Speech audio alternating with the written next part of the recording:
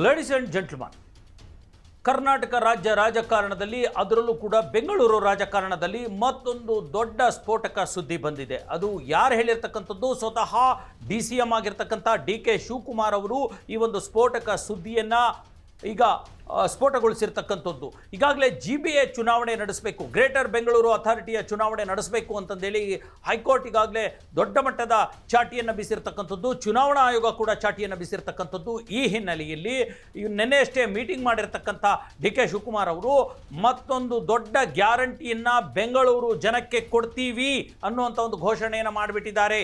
ಅಂದರೆ GBA ಚುನಾವಣೆಯನ್ನು ಕೂಡ ಗೆಲ್ಲೋದಕ್ಕೆ DK ಶಿವಕುಮಾರ್ ಅವರ ಈ ತಂತ್ರ, ರಾಜಕಾರಣದ ತಂತ್ರ ಈಗ ಎದ್ದು ಕಾಣ್ತಾ ಇರ್ತಕ್ಕಂಥದ್ದು. ಹಾಗಾದರೆ DK ಶಿವಕುಮಾರ್ ಅವರ ತಂತ್ರ ಏನು? ಕಾಂಗ್ರೆಸ್ ಸರ್ಕಾರದ ಈ ತಂತ್ರ ಏನು?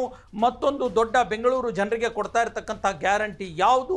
ಈ ಎಲ್ಲದರ ಕುರಿತಂತೆ ನಾನು ನಿಮಗೆ ಮಾಹಿತಿಯನ್ನು ಕೊಡ್ತೀನಿ.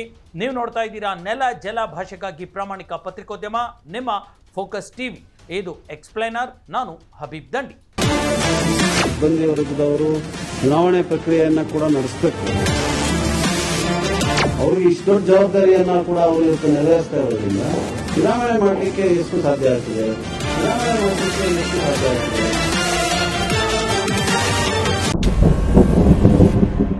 ಎಸ್ ವೀಕ್ಷಕರೇ, ಇನ್ನೇನು GBA ಚುನಾವಣೆ ಅಂದರೆ ಗ್ರೇಟರ್ ಬೆಂಗಳೂರು ಅಥಾರಿಟಿ ಚುನಾವಣೆಯ ದಿನಾಂಕ ಹತ್ತಿರ ಬರ್ತಿದ್ದ ಹಾಗೆ ರಾಜ್ಯ ಸರ್ಕಾರದಲ್ಲಿ ದೊಡ್ಡ ಮಟ್ಟದ ಚಟುವಟಿಕೆಗಳು ಗರಿಗೆದರಿವೆ. ಇತ್ತ ಕಡೆ ಅಟ್ ಎನಿ ಕಾಸ್ಟ್ ಹೈಕೋರ್ಟ್ ಆದೇಶದಂತೆ ಜೂನ್ 30ರ ಒಳಗೆ ಈ BBMPಗೆ ಸಂಬಂಧಪಟ್ಟ ಹಾಗೆ ಅದು ಈಗ GBA ಆಗಿದೆ. GBA ಚುನಾವಣೆಯನ್ನು ನಡೆಸಲೇಬೇಕು ಅನ್ನುವಂಥ ಒಂದು ಕಟ್ಟಪ್ಪಣೆ ಬಂದಿರತಕ್ಕಂಥ ಹಿನ್ನೆಲೆಯಲ್ಲಿ ಚುನಾವಣಾ ಆಯೋಗವು ಕೂಡ ರಾಜ್ಯ ಸರ್ಕಾರಕ್ಕೆ ನಿರ್ದೇಶನಗಳನ್ನು ನೀಡ್ತಾ ಇದೆ ಮತ್ತು ಕಟ್ಟಪ್ಪಣೆಗಳನ್ನು ವಿಧಿಸ್ತಾ ಇದೆ.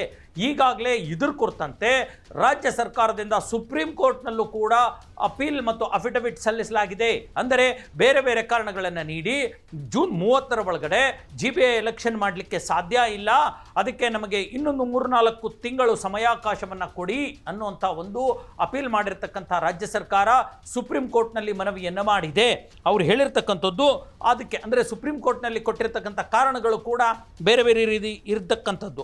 ಈಗಾಗಲೇ ಒಂದು ಜಾತಿ ಗಣತಿ ನಡೀತಾ ಇದೆ. ಕೇಂದ್ರ ಸರ್ಕಾರದ ಜಾತಿ ಗಣತಿ ರಾಜ್ಯಾದ್ಯಂತ ನಡೀತಾ ಇದೆ, ಬೆಂಗಳೂರಲ್ಲೂ ಕೂಡ ನಡೀತಾ ಇದೆ. ಬೆಂಗಳೂರಿನಲ್ಲಿ ಸುಮಾರು 25,000 ಸರ್ಕಾರಿ ಏನು ನೌಕರರಿದ್ದಾರೆ ಅವರು ಈ ಜಾತಿ ಗಣತಿಯನ್ನು ನಡೆಸ್ತಾ ಇದ್ದಾರೆ. ಹಾಗಾಗಿ ಈ ಚುನಾವಣೆಯನ್ನು ನಡೆಸಲಿಕ್ಕೆ ಸಿಬ್ಬಂದಿಗಳಿಲ್ಲ. ಆ ಜಾತಿ ಗಣತಿ ನಡೆದ ನಂತರ ಇದಕ್ಕೊಂದು ಅವಕಾಶ ಕೊಡಬಹುದು ಅನ್ನುವಂಥದ್ದು ಮೊದಲನೇ ಕಾರಣ. ಎರಡನೇ ಕಾರಣ, ಸಿಬ್ಬಂದಿಗಳು ಸಿಗ್ತಾ ಇಲ್ಲ. ಸಿಬ್ಬಂದಿಗಳು ಅವರ ಹೊರತಾಗಿ, ಸರ್ಕಾರಿ ನೌಕರರ ಹೊರತಾಗಿ GBA ಚುನಾವಣೆ ನಡೆಸಲಿಕ್ಕೆ ಬೇರೆ ಬೇರೆ ರೀತಿಯ ಸಿಬ್ಬಂದಿಗಳು ಬೇಕು. ಆ ಸಿಬ್ಬಂದಿಗಳ ಕೊರತೆ ಕೂಡ ಕಂಡು ಬರ್ತಾ ಇದೆ.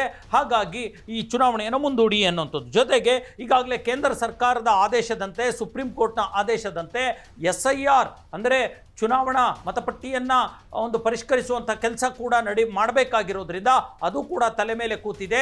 ಹಾಗಾಗಿ ಅದು ಕೂಡ ಇಲ್ಲಿನ ಸರ್ಕಾರಿ ನೌಕರರಿಗೆ ಹೊರೆಯಾಗಿ ಪರಿಣಮಿಸಿದೆ. ಆ ಒಂದು ಹೊರೆಯ ನಡುವೆನೇ ಈ ಎಲೆಕ್ಷನ್ ನಡೆಸೋದಕ್ಕೆ ಸಾಧ್ಯ ಇಲ್ಲ ಅನ್ನುವಂಥದ್ದು ಮೂರನೇ ಕಾರಣ. ಹಾಗಾಗಿ ಈ ಒಂದು 3-4 ಕಾರಣಗಳನ್ನು ನೀಡಿ ಸುಪ್ರೀಂ ಕೋರ್ಟ್ಗೆ ರಾಜ್ಯ ಸರ್ಕಾರ ತನ್ನ ಒಂದು ಅಪೀಲನ್ನೇನೋ ಹಾಕಿದೆ. ಇದಷ್ಟೇ ಅಲ್ಲದೆ ಹೇಗೆ ಈ ಒಂದು GBA ಎಲೆಕ್ಷನ್ನ ಮುಂದೂಡಬಹುದು ಅನ್ನೋಂಥ ಒಂದು ಯೋಚನೆಯಲ್ಲಿರ್ತಕ್ಕಂಥ ರಾಜ್ಯ ಸರ್ಕಾರ, ಸದ್ಯಕ್ಕೆ ಯಾಕೋ ರಾಜ್ಯ ಕಾಂಗ್ರೆಸ್ ಸರ್ಕಾರಕ್ಕೆ GBA ಎಲೆಕ್ಷನ್ ಮಾಡಲಿಕ್ಕೆ ಇಷ್ಟ ಇಲ್ಲ. ಈ ಕಡೆ ಹೈಕೋರ್ಟ್ ತನ್ನ ತೀವ್ರ ಆಕ್ಷೇಪವನ್ನು ವ್ಯಕ್ತಪಡಿಸ್ತಾ ಇದ್ರು ಕೂಡ ಅದಕ್ಕೆ ಕುಂಟು ನೆಪಗಳನ್ನು ಹೆಡ್ತಾ ಹೋಗ್ತಾ ಇರತಕ್ಕಂಥ ರಾಜ್ಯ ಸರ್ಕಾರ ಮತ್ತೆ ಹೇಗೆ ಅದನ್ನು ಮುಂದೂಡಬಹುದು ಅನ್ನುವಂಥ ಕಾರಣಗಳನ್ನು ಹುಡುಕ್ತಾ ಇದೆ. ಈ ಹಿನ್ನೆಲೆಯಲ್ಲಿ ಮೊನ್ನೆಯಷ್ಟೇ ಸ್ವತಃ ಮುಖ್ಯಮಂತ್ರಿ ಸಿದ್ದರಾಮಯ್ಯ ಮತ್ತು DCM ಉಪಮುಖ್ಯಮಂತ್ರಿ ಆಗಿರ್ತಕ್ಕಂಥ DK ಶಿವಕುಮಾರ್ ಮತ್ತು KPCC ಉಸ್ತುವಾರಿಯಾಗಿರ್ತಕ್ಕಂಥ ರಣದೀಪ್ ಸಿಂಗ್ ಸುರ್ಜೇವಾಲಾ ಈ 3 ಜನ ಕೂತ್ಕೊಂಡು ಒಂದು ದೊಡ್ಡ ಮಟ್ಟದ ಮೀಟಿಂಗನ್ನು ಮಾಡಿದ್ದಾರೆ. ಅದರ ಮೀಟಿಂಗ್ನ ಫಲಿತಾಂಶ ಏನು ಅಂತಂದರೆ, ಒಂದು ಈ ಚುನಾವಣೆಯನ್ನು ಮುಂದೂಡುವಂಥದ್ದು ಮತ್ತು DK ಶಿವಕುಮಾರ್ ಘೋಷಿಸಿದಂತೆ ಬೆಂಗಳೂರು ಜನತೆಗೆ ಒಂದು ದೊಡ್ಡ ಗ್ಯಾರಂಟಿಯನ್ನು ಅನೌನ್ಸ್ ಮಾಡುವಂಥದ್ದು ಈ ಮೀಟಿಂಗ್ನ ಉದ್ದೇಶವಾಗಿದೆ.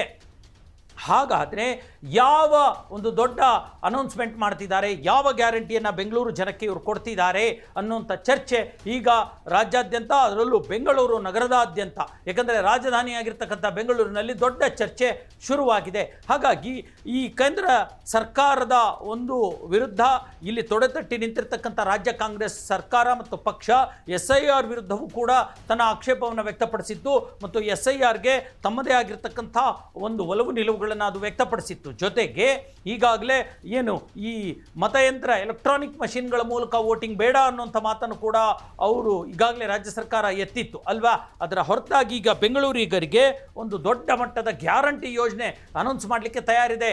ಅದು ಜಾಸ್ತಿ ದಿನ ಇಲ್ಲ, ಇದೇ ಮೇ 13ರಂದು ಅನೌನ್ಸ್ ಮಾಡಿಬಿಡುತ್ತೆ ರಾಜ್ಯ ಸರ್ಕಾರ. ಅದೇನಿರಬಹುದು ಅನ್ನುವಂಥ ಒಂದು ನಿರೀಕ್ಷೆನ ಇಟ್ಕೊಂಡ್ರೆ ಈಗಾಗಲೇ ಬಿ ಖಾತಾ ಸೈಟ್ಗಳನ್ನು ಎ ಖಾತಾವನ್ನಾಗಿ ಬದಲಾಯಿಸಿ ಕೊಡುವಂಥ ಯೋಜನೆಗೆ ಅದು ಚಾಲ್ತಿ ನೀಡಿತ್ತು. ಅದು ದೊಡ್ಡ ಮಟ್ಟದಲ್ಲಿ ಮತ್ತೆ 13ನೇ ತಾರೀಕು ಅದು ಅನೌನ್ಸ್ ಮಾಡಬಹುದು ಅನ್ನುವಂಥ ಒಂದು ನಿರೀಕ್ಷೆ ಈಗ ಕೇಳಿ ಬರ್ತಾ ಇದೆ. ಸಭೆ ಮಾಡಿದ್ದೀವಿ. ಈಗ ಆಫೀಸರ್ಸ್ನೆಲ್ಲ ಕರೆದು ಏನೇನೋ ಇನ್ಸ್ಟ್ರಕ್ಷನ್ ಕೊಟ್ಟಿದ್ದೀನಿ. 13ನೇ ತಾರೀಕು ಇದ್ರ ಬಗ್ಗೆ ಎಲ್ಲ ಬೆಂಗಳೂರು ನಗರಕ್ಕೆ ಒಂದು ದೊಡ್ಡ ಗ್ಯಾರಂಟಿಗಳನ್ನು ಕೊಡ್ತಾ ಇದ್ದೀವಿ. 13ನೇ ತಾರೀಕು ನಾನು ತಿಳಿಸ್ತೀನಿ. ನಾನು ಸುರ್ಜಿವಾಲ ಜೊತೆ ನಮ್ದು ಪೊಲಿಟಿಕಲ್ ಸಭೆ ಮಾಡಿದ್ದೀವಿ.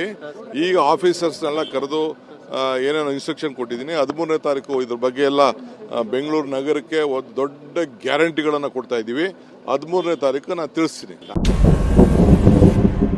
ರಾಜ್ಯ ಕಂದಾಯ ಇಲಾಖೆಯಿಂದ ಬೆಂಗಳೂರಿನಲ್ಲಿರ್ತಕ್ಕಂಥ ಬಿ ಖಾತಾ ಸೈಟ್ಗಳು ಅಥವಾ ಮನೆಗಳು ಅಥವಾ ನಿವೇಶನಗಳು ಆಸ್ತಿಪಾಸ್ತಿಗಳಿದಾವಲ್ಲ ಅದನ್ನು ಎ ಖಾತವಾಗಿ ಪರಿಣಮಿಸ್ಕೋಬಹುದು. ಜೊತೆಗೆ GBA ಚುನಾವಣೆ ಬಗ್ಗೆ ಒಂದು ಬಿಗ್ ಅಪ್ಡೇಟನ್ನು ಕೊಡಬಹುದು ಅನ್ನುವಂಥದ್ದು ಕೂಡ ಚರ್ಚೆಗೆ ಬರ್ತಾ ಇದೆ. ಇದ್ರ ಜೊತೆಗೆ ಬೆಂಗಳೂರು ಅಭಿವೃದ್ಧಿಗೆ ಒಂದು ಹೊಸ ಯೋಜನೆಯನ್ನು ಕೊಡಬಹುದು, ಅನೌನ್ಸ್ ಮಾಡಬಹುದು.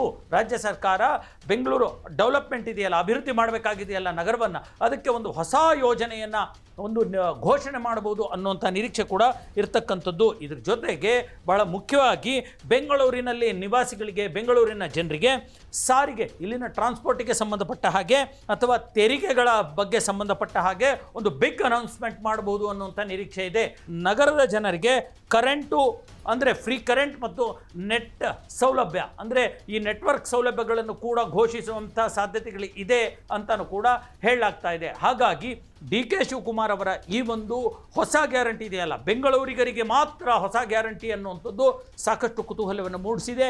ಇನ್ನೇನು ಕೆಲವೇ ಗಂಟೆಗಳಲ್ಲಿ ಈ ಒಂದು ಅನೌನ್ಸ್ಮೆಂಟ್ ಆಗಲಿದೆ.